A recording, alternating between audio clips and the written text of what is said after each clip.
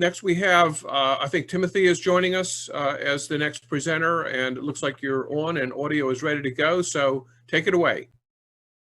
All right, thank you, Elliot. Warm greetings from Malawi this afternoon. My name is Timothy Mtonga, and I'm the director of the Global Health Informatics Institute. I'm here to share with you our experiences from our OpenO2 initiative.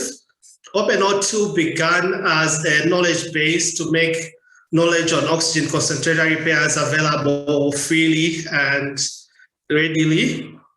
However, due to the high demand for oxygen, we soon became consumers of our own work and started performing oxygen concentrator repairs.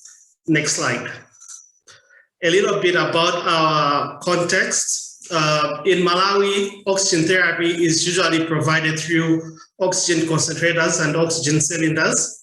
But for COVID treatment, the oxygen cylinders are the modality that have been widely used. And this is because of several reasons, but the key reason is that the treatment protocol for COVID patients who present with desaturation is to start them at 15 liters per minute. And most of the concentrators that we know, they produce 5 to 10 liters per minute maximum.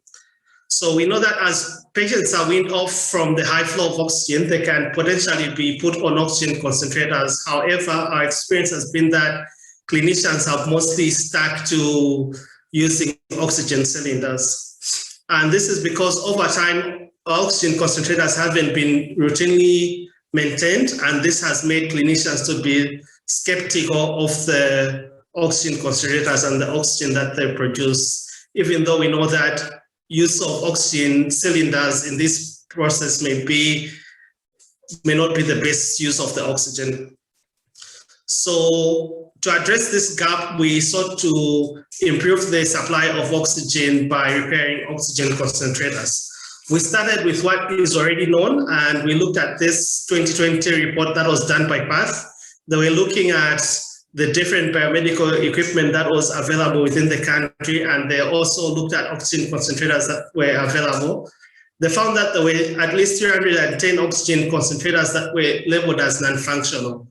But we know that the meaning of non-functional can vary from place to place. So let's dig a little deeper into this. Next slide.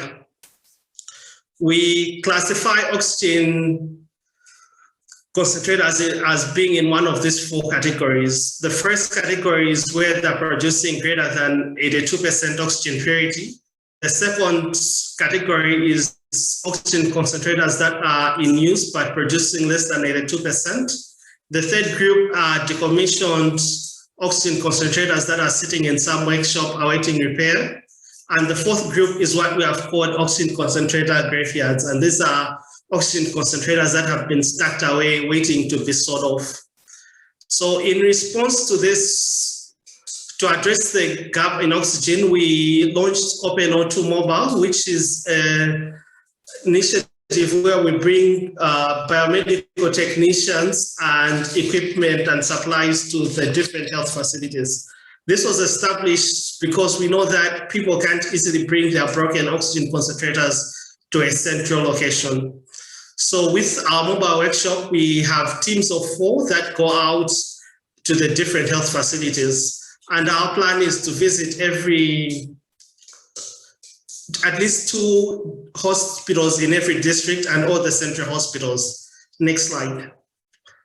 So in terms of how we work when we get to the field, our work begins before we get to each health facility. We first contact the clinical and biomedical technician leads at the health facility, and we inform them of our intentions to come and the activities that we do. Once we have done that, we get a list of all the oxygen concentrators that are there at the health facility from the biomedical technician so that we can prepare all the spares and supplies that we need. Once we get to the site, we check in with the clinical administration and also the biomedical technicians, and then we start by assessing all the concentrators and registering them into a database. We assess the concentrators, both that are in the workshop and also those that are in the in the clinical space, because we know that there are many of them that are producing less than 82%. So we know that one of the challenges that is common is that most of the biomedical technicians do not have oxygen analyzers, and they are not able to know when the oxygen concentrators are producing low oxygen. We provide every biomedical technician that we have who doesn't have an oxygen concentrator with an locally assembled oxygen analyzer that they can use to track problems. So in terms of the work that we have done so far, we have managed to fix at least 139 oxygen concentrators, and these have been returned into service. Overall, we have looked at least 265 oxygen concentrators. Our plan is that we finish this work by August 2021 in terms of having visited all districts and all central hospitals. Thank you. Thank you very much, Timothy, for presenting your great work, as we discussed the other day, in your effort to maximize resources